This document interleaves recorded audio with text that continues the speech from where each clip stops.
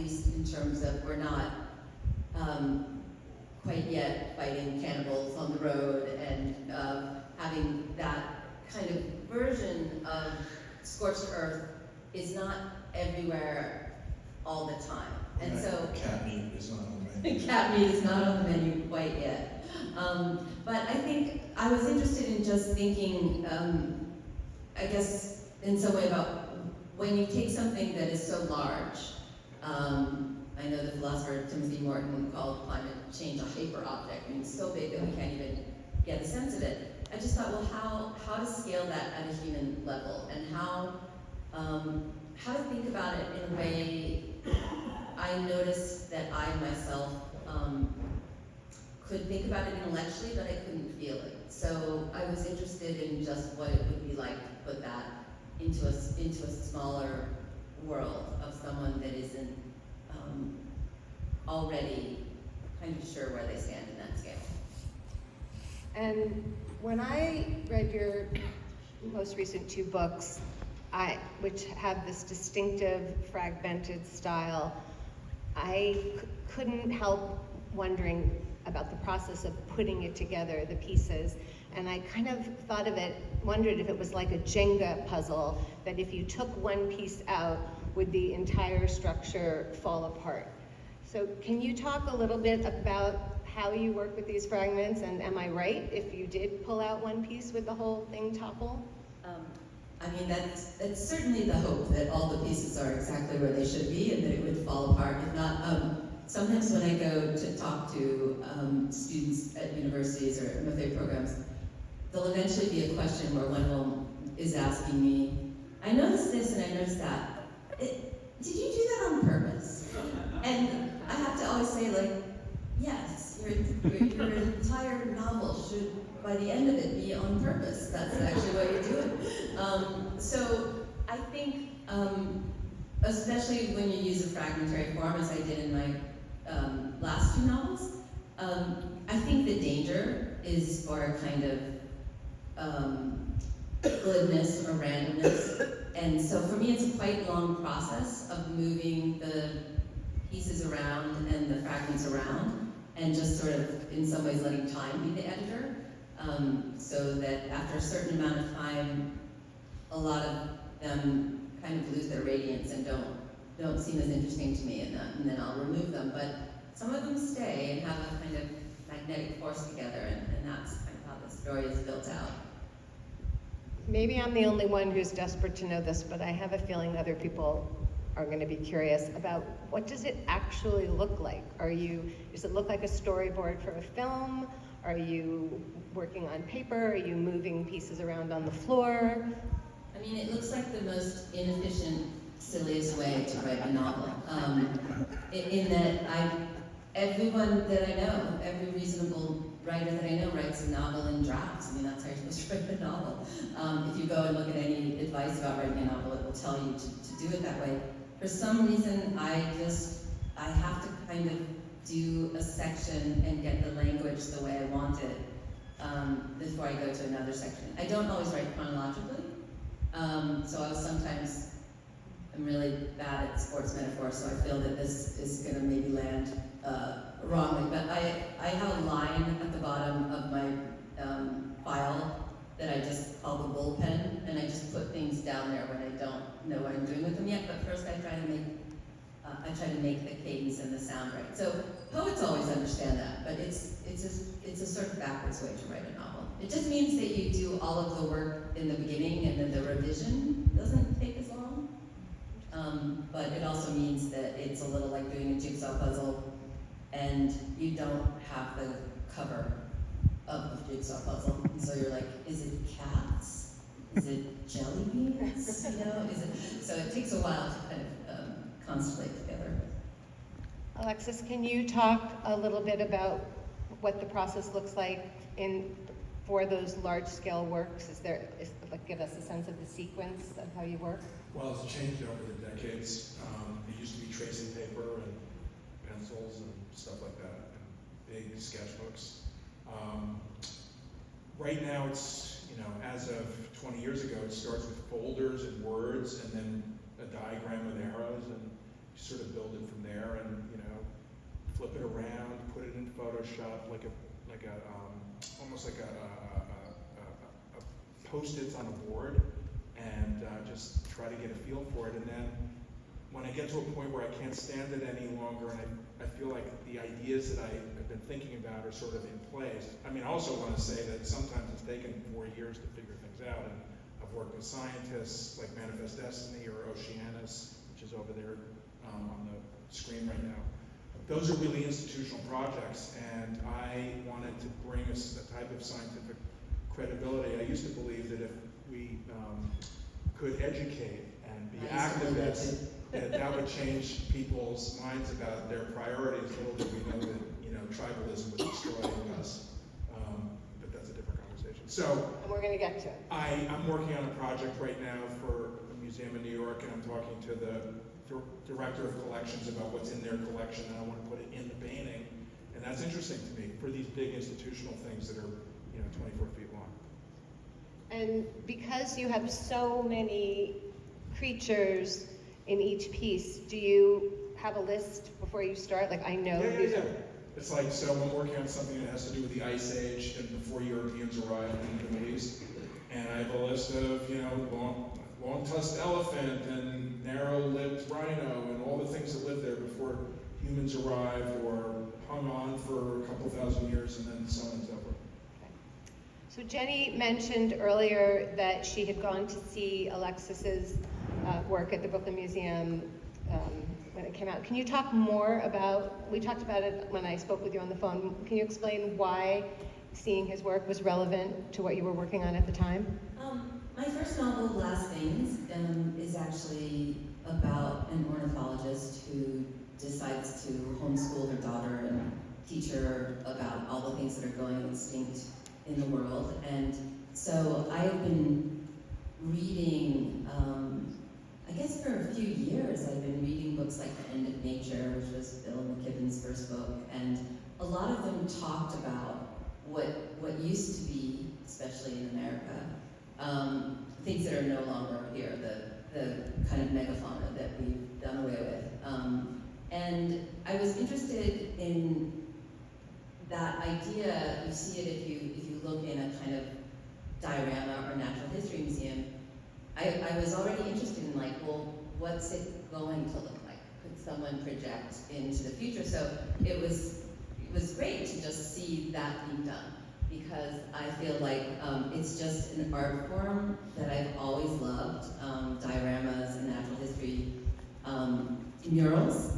And in my very first book, many of you have been to a natural history museum, you've seen probably the cosmic calendar, which is, the point of which is to show us that humans arrived at the very, very, very tiny moment compared to all the history that's gone before us. So I was just interested, I've always been interested in how can you collapse that kind of scale and distill it and condense it. I think I have a little bit of a secret academic in me, in that I don't write long novels. People often ask, is it so short because you had a long book and then you made it? No, but I have 300, 400 pages that are just notes often. But for the weather, it was learning both the science of climate change and also kind of the sociology and the science communication of it. Like why is it so difficult to galvanize people, even once they know the facts? So that kind of goes in, and then again in that inefficient way ends up a line or two in the final result. 20 pages of notes. Exactly. So Alexis, I know you tried to familiarize yourself with a little bit of Jenny's work. What resonated for you and what you read? Sort of gleeful fatigue of people. I'll put it on the back of the next book. Almost an astronaut. There was sort of a jumble right now, because I read 170 pages of Weather Today, and it is very elegant and efficient writing. But there was a moment that I can't remember the context right now, because it's all a days of info in my brain. Something about societies that know that they're going through a trauma or some sort of horrible event, and how they cope with it, and when do they recognize it as that. And I think that if you are aware of the scientific consensus since the 70s, we've known this is coming since the 80s and 90s. And there's a book called The History of Climate Change that came out in the 1990s that talks about the Industrial Revolution and these effects. So there have been powerful forces that are really capitalism without regulation that have crushed our will to, do something about it. So, Alexis, I know that your childhood plays a large role in the work that you do today, but I don't know if everyone here does. Can you talk a little bit about the relationship between your work and your experiences growing up? Well, I have to say that as an only child with distracted parents, nature and the ideas of nature and the dioramas at the Museum of Natural History and the zoos in New York, it's really a place of concrete and glass, as John Lennon would say, and even though he's talking about LA. And these were places of enchantment, and I had glimpses of going to camp, and my father was Australian, and I was very aware of how upside down Australia is in every way, in terms of ecology. And so those were that was an oasis that kept me from despair. And I drew these things that I loved, and a lot of it came from reproductions and trade books about science or natural history, and I drew that, and got encouragement from my parents, and sold a drawing for $0.25, and doesn't love that when they're 5. Here we are. And Jenny, can you talk specifically about weather and what kinds of experiences or relationships in your life led to the writing of Weather?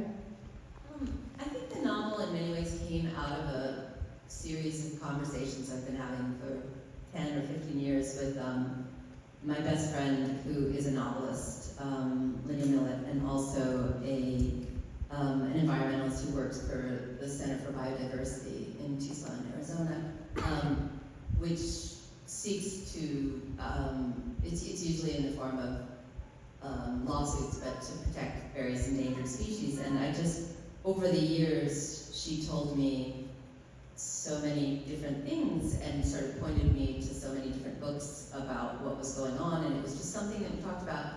And then at a certain point, I just realized that her tone had shifted.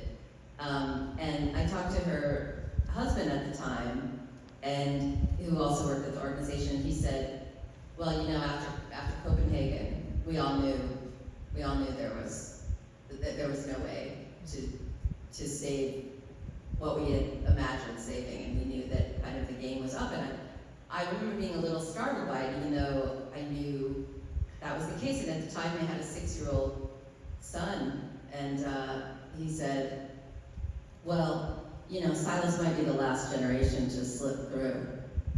And that just stayed with me, and I started to do a deep dive.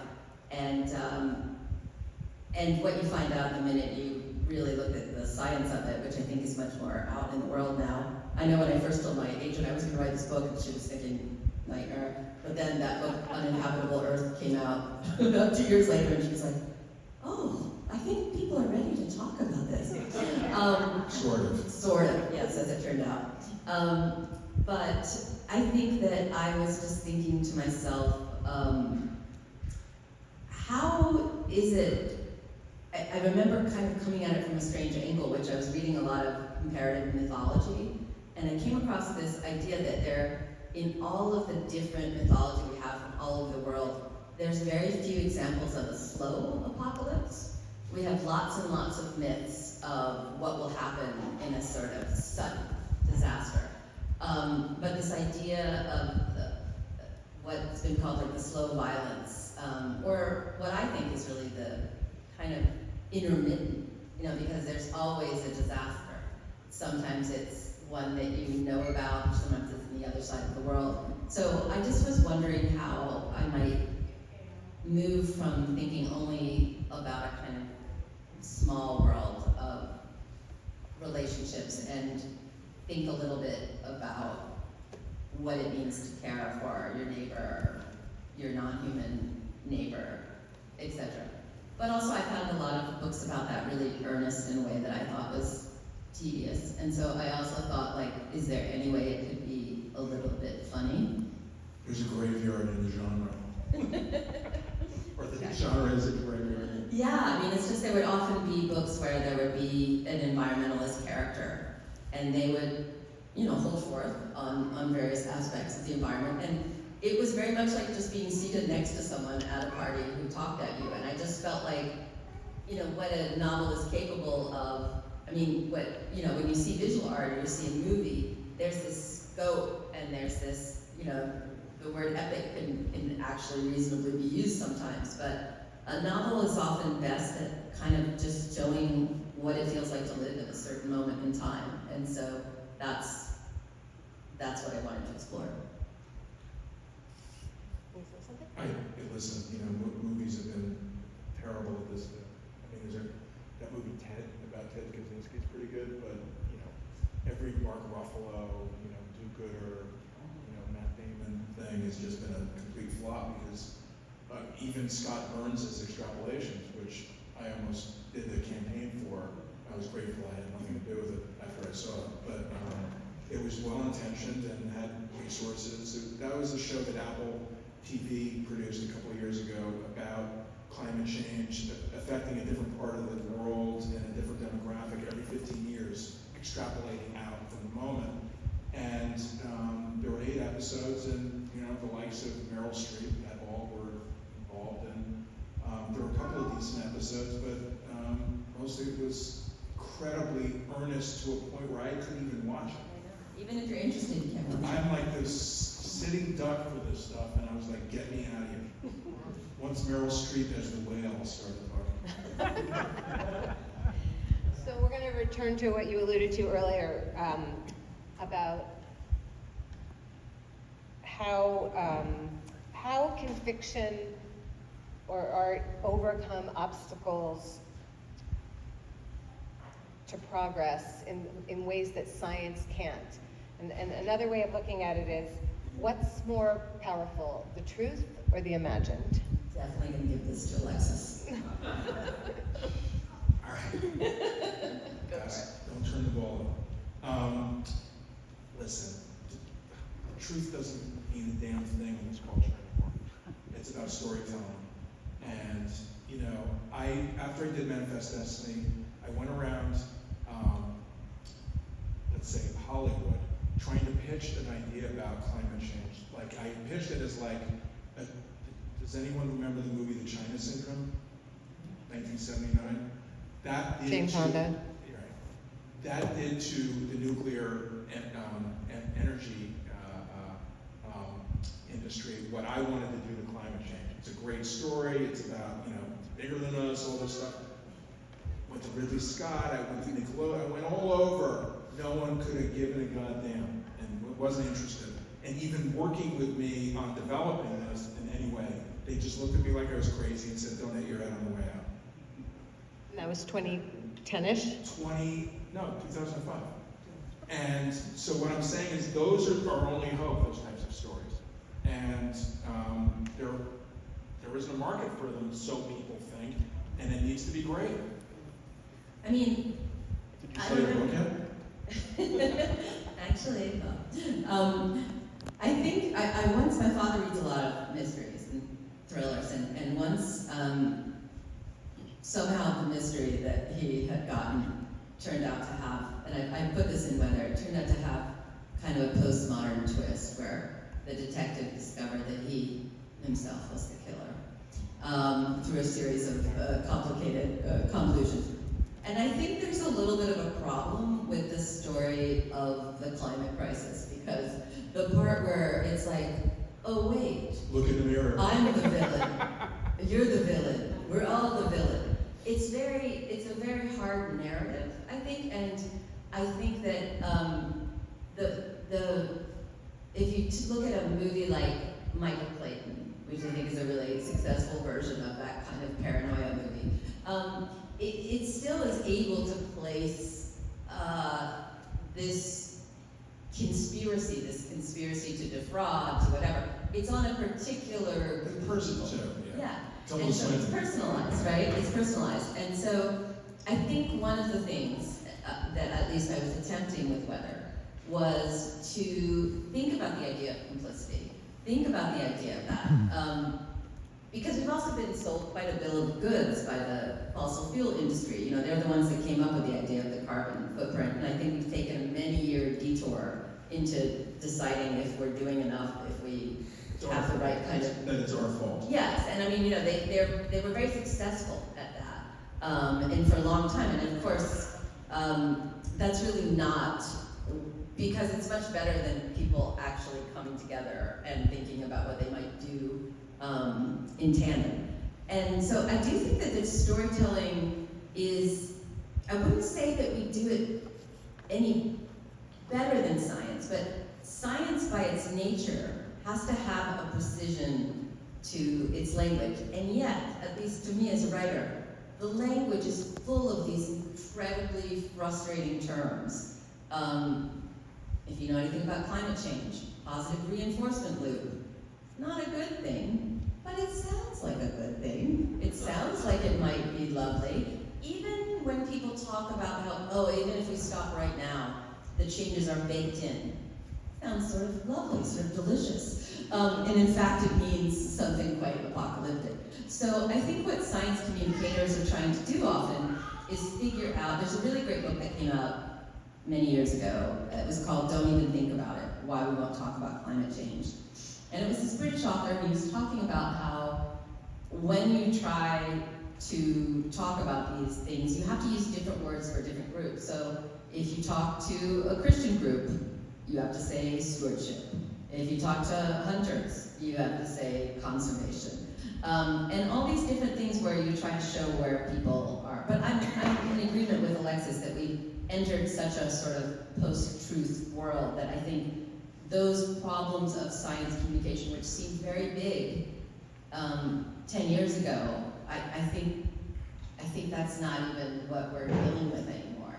Because denial is not really the problem. People know what's happening. They just, what it would take to deal with it is not appealing. And it gets in the way of this idea of progress, where progress just goes on and on and on and on, even though we have a finite place that we live on. So what can an artist or a writer expect to accomplish with their work? Sorry, what can an artist or a writer expect to accomplish with their work? And do you feel that your work has moved the needle? No. I remember when I read my first novel came out, they sent me, you know, it was one of those book tours where it was back when they would just put you on some weird local TV show. And I remember being interviewed by someone, and the person said at the end of it, "What's the takeaway?" And I said, "Oh, there's no takeaway. Oh, no, I don't need a takeaway. It's just a novel." And I could see he was sort of like, no. What's the takeaway? What value have you added to the world? And when I was writing Weather, a sense of absurdity would creep over me, you know, almost every day. I would come out and I would say to my husband, I'm really glad that, you know, I'm going to stop climate change with this weird experimental novel I'm writing. It's a good feeling to try to finally be doing something. Finally. But I do feel sort of like, what can you do? What can you move the needle? I guess part of me thinks that, just since we were talking about movies, I'll mention this. You know, if you go see a trailer in a movie, it's always like, one man saves the world, and they have that big. And I think that it's hard not to think that there's some way to save the world. And what we're talking about is the human-centric world, right? One of the things that I think is really great to look at in Alexis's paintings is that there's these creatures that are known, I think, by conservationists as weedy species. So it's like, what's going to be like a delight? It's going to be a delightful world for some species, just not us with what we've done. And those are the pigeons and the rats and the crows. You know, at one point in Weather, they're saying, what should I teach my kid? You know, what do I teach them about nature? And I, teach them to love crows, because we're gonna have a lot of crows. Raccoon fillet. Raccoon fillet, yeah. I think that's why. I mean, I recently learned that you cannot, they're having so much trouble studying raccoons, because raccoons just always figure out how to, like, get out of whatever they put them in. And I was just like, if the raccoons rule the world, that's not the worst thing I can imagine. They have clean hands. And we've all seen them, how they clean their little crackers and things. It's very nice. Can we switch a little bit back to process? Can you Away from raccoons? away from raccoons into process and historical and scientific and historical research, and how they play a role in your work, and what does that look like? Because I know it's very central to both of you. Alexis, you can start. Well, I think about the greatest paintings ever, and then I'm thinking, where is this going to fit in that canon? And That's kind of a joke. That's okay. But that's really It's what like someone asked me about my ideal reader, and I was like, Right. someone that will devote their entire life to studying my work. Next to Goya, and, so on. Stick you right out. That's really where I start, and then I, decide what the rectangle is and go from there. But can you elaborate more on when you say where you start? Because I mean, having written about you recently, I know that you talk to numerous experts and I mean, that's talk about true, a specific but painting. if I'm working on something that has nothing to do with that, then it's really about something else. It's really, the great thing about being an artist, and a lot of people are mystified about what an artist is, and it's the same as a writer, and Dorothy's a wonderful writer, and everything that she decides or I decide to do is, you set up your parameters and then you try to solve it and make it the best version of what that is. So sometimes it's scientists, sometimes, when I worked with Ang, I looked at the script and I thought, all right, what could this look like, the island? And I said, can we get those goddamn meerkats out of there? And he's like, no, they are in the book, they have to be there. So Dorothy and I were going to Madagascar the next week, because that had been baked in, which is a good thing, to the schedule before the film project. And we were climbing over some crazy trees and some mangroves. And I'm like, this freaking island could be like the Sargasso Sea meets the, mangroves. And you start to think, put it together, think about it, put it away, look at it upside down. Think you're a genius, then it's terrible. You just have to be honest with yourself and go back and forth. I mean, I think that anything that I've ever worked on, that the process is really just swinging from grandiosity to self-loathing. Grandiosity to self-loathing. And if you're lucky, you don't land on either side at the end of a project. But I think that, for me, at least with Weather, and actually with my first novel, Last Things, I felt the same way. It's important to me to get the science right, and so I will make sure that is right by talking to people. With Weather, I felt like I noticed in a lot of, understandably, that whenever you read anything about climate, eventually you just hit a wall kind of figures and of numbers. And so I thought to myself, do I want to do that? Or do I want to, and so I made myself a constraint. And I just said, no numbers. I'm not going to put any numbers in this book. And then I broke it because I wanted to put one number in, which was the year that New York City is expected to go into climate departure, which is when the temperatures we have are no longer match what we historically have had. And it's sort of frightening. It's frightening to think about. But I think that sometimes a constraint can be what makes something more interesting. I have a really weird tendency, I don't know if you ever do this. My first novel has a child narrator. I really don't like books with child narrators. I find them sort of cloying and strange. And so it's almost like an against. Like people used to write those essays like, against happiness, against whatever. And I think I also didn't like what I was reading that was a climate thing. And I also, with my second novel, I thought, well, what would be more boring than a story about a woman in Brooklyn who's like husband has had an affair. Like, we've all read that story before. So somehow the inability to like make it sound good in summary is interesting to me as like a prompt. And sometimes it's just kind of pushing against an idea until it starts to surprise you. Okay, now I'm going to rip off Ezra Klein, and I'm going to ask you to talk about your consumption habits, podcasts, books, movies. What are you looking at? What are you reading? What are you listening to? I thought you were going to talk about a fossil footprint. No, it's the... I'm totally throwing out the kale from the farmer's market that I should have eaten and like leaving a sad note that says, I'm sorry. Criminal. So what are you guys consuming? You can take that. Well, right now, for the first time, actually, I'm working on adapting one of the novels, and so it's fantastic because my homework is that I get to watch films on the Criterion Collection. So that's what I've been doing a lot of. Like what? Well, I just watched Wanda, which was terrific. I just watched Network, which held up surprisingly well. Incredible, right? And I watched, what was the last one that I thought that was so interesting? I've been watching a lot of Agnes Varda, who I really love. She did The Gleaners and she did a great movie called La Bonne Heure, which is I think I'm really interested in something about the way she's telling stories. It's always kind of at an oblique angle, but they still feel very emotional. Sounds like your work. You gotta look at the people who are the masters so that you can kind of inch up, just try to do what you're doing. So that's been really fun.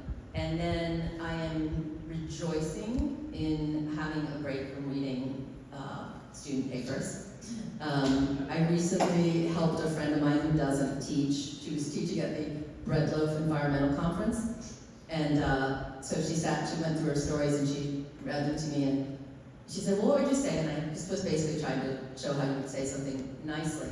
And then she wrote me and said, this is a comment I was forced to make on a story today. And the comment was this: it is difficult to render with sufficient nuance the burning of a beloved friend at the stake. Just like, that's the kind of stories you read where you're like, okay, is somebody like a shapeshifter? Is that what happened at the end? Is this person a squirrel? Is a squirrel narrating it? So it's a delight to be in the hands of masters, even though it's quite fun to read the student work, and they always have obino and kind of an energy to the language that's very fun.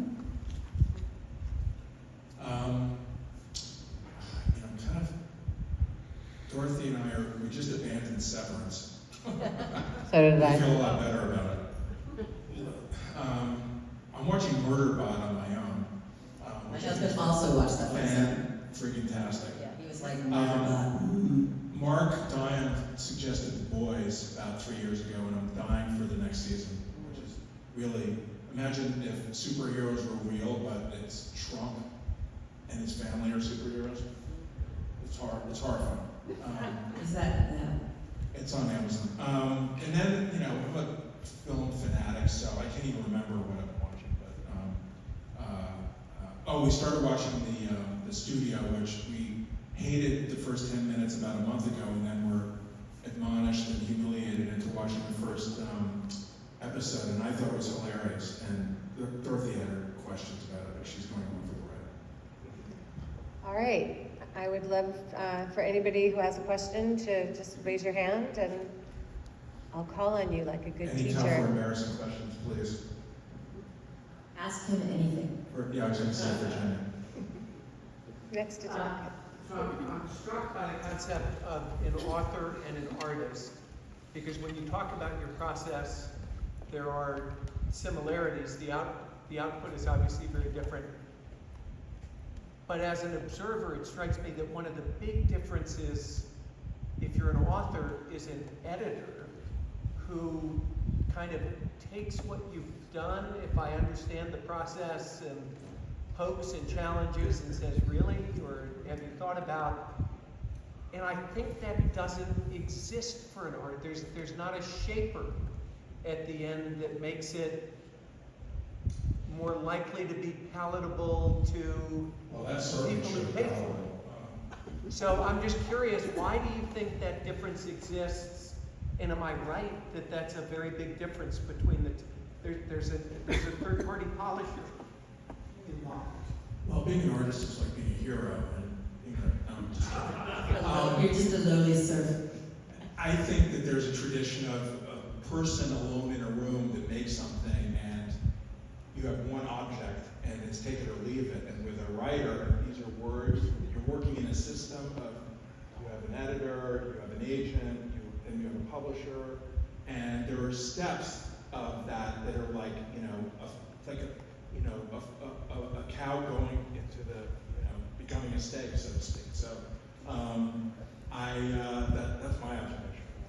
I mean, I would say that it really just depends kind of on what kind of editor you have, what kind of writer you are in many ways. I think some people, and I almost see this now more, maybe because of being involved, people being involved on social media and writers groups. I think a lot of people seek input a lot as writers. I don't really do that until the very end. Because I just it needs to kind of be done in my mind before I take other people's insights about it. But I mean, I think it's just one way of doing things. So what happens for me is a little bit, it tends to be that the help is structural. So there might be, I have a friend who's a really brilliant graphic designer, he just does everything so perfectly, and he told me many years ago that he learned that he should put in 1 or 2 really clear mistakes so that the person who was finding them would feel very much like they had something to do. And so I sometimes when I'm writing, I think to myself, well, that's not what I'm as good at, structure, versus say the prose itself. And so I'll look forward to getting help on that section and thinking like, should it be a little expanded? I tend to, Stanley Elkin said people are either putter-inners or taker-outers, and anyone who's read my work knows I'm a taker-outer. So I'm sometimes told to, like, what if you did a little more here? What if you did that? But I know other people that it's really helpful for them to get they write long things, and an editor will, take out huge amounts and shape it. So to me, the big difference between being an artist and a writer is that the artists have much more fun and are much cooler. If you ever go to an artist colony, especially in the days before everyone had headphones, all of the painters are just playing music, and they're in there doing that, and then you see the writers just sort of stumble out, and this one friend of mine who was an artist said, well, what do you do on days when your writing's just going so terribly? And I said, I just think to myself, I'm a bad writer, I shouldn't write, why don't I see if I can become a primatologist? I send off things. And I said, what do you do? And she said, oh, I just stretch canvases. And I think about that all the time, how could I just stretch a canvas today? Because I'm writing badly. And I think for me that's often research, typing out really interesting research. That's what I was going to ask you earlier, which is when you're at a low point, is research something that you could turn to kind of get out of your funk? Yeah, I mean, for me it absolutely is. I mean, I love to read. I love to read in other disciplines. So I'm not usually reading fiction when I'm researching. I'm reading something else. But yeah, so I feel like maybe, but also a lot of artists I know do a kind of chance operation element to their work. At some point, they'll allow for some, and writers tend to not be that way. So I also do that. At the end, I cut up different sections that I'm having trouble with, and I actually just glue them onto a board. It's again a ridiculous process. I usually get 1 paragraph from doing it, but it's fun. It's more fun than sitting and looking at the screen. What about artists, other artists coming to your studio? I want to go back to this conversation because, to be clear, I definitely am not alone in a room. I talk to my friends all the time. That's what I mean, it's much more fun. I listen, I can listen to gangster rap while I'm working, and that doesn't bother me. But no, I'm not alone in the room at all. There's a lot of interaction and, second guessing and conversations with Dorothy or Mark or other friends. So that is, I didn't want to misrepresent that as. So you're just confirming that it's more fun and that you're cooler. I don't know about cooler, but I know writing's really hard. I mean, I do think there's just that feeling of that it is just you, and that's why I'm saying if you don't ever have the grandiosity, you're probably not gonna manage it, because it's very easy to just sort of. I even have this feeling if I go to a reading and the reading I just think is not good. I not only don't like the reading, but I sort of think, well, why do people even write? Like, why do people read? Like, why are we even using these words? It seems very interesting. But then you go to a great reading, and it feels like magic. Like, how did the person do that? I just read a really good book, to go back to what you said earlier, which was by this British writer, came out on the New York Review of Books thing. It's called Loved and Missed, which is from a gravestone, meaning loved and missed, but it's a little more like shot and arrow in this. And it was such an interesting and strangely written book. And afterwards, it really felt to me like I just watched someone. I just turned it over and read it again, just to try to figure out how exactly she'd done certain narrative things. So a belated consumption suggestion. We have time for one more question. Well, you only have one question. No, I said we have time for one more. Two more? Okay, we have time for two more questions. Go ahead, Alicia. You, most times creators have something to say about the world. They come at their art by saying, so people need to know this. But from the talk, I've gathered that you essentially kind of agree that your chosen topic is a one-way street.